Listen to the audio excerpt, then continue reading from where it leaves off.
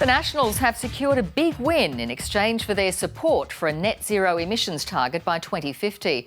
The junior coalition partner will get another spot at the federal cabinet table.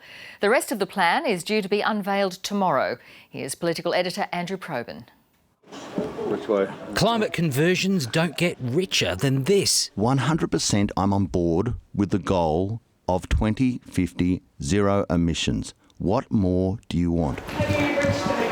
Well, for a start, the cost of convincing the Nationals to ditch their long-standing opposition to tougher climate action. That is absolutely critical. The Prime Minister's negotiated settlement with the Nationals leader being largely kept under wraps. I'm only too happy to talk about it after the Cabinet decision. It's up to the leader who makes it. The first decision being who's in Cabinet.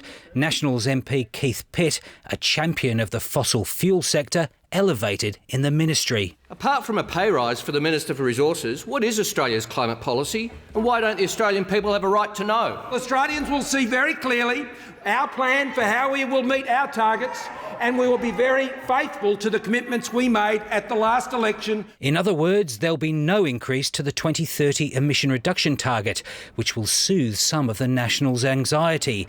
The ABC understands there will be a push to weaken some environmental protection laws. Welcome to Fight Club. As for what else is in the package,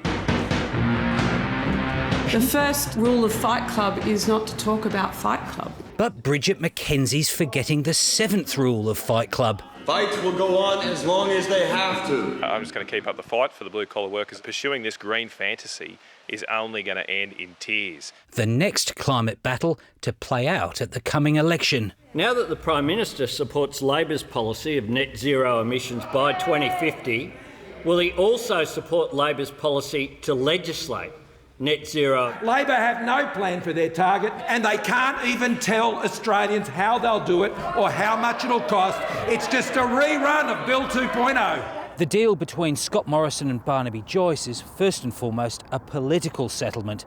The Prime Minister has surrendered to an overwhelming global shift towards a lower carbon economy, while the Nationals leader has fallen in behind the majority view in his party, despite strong personal reservations.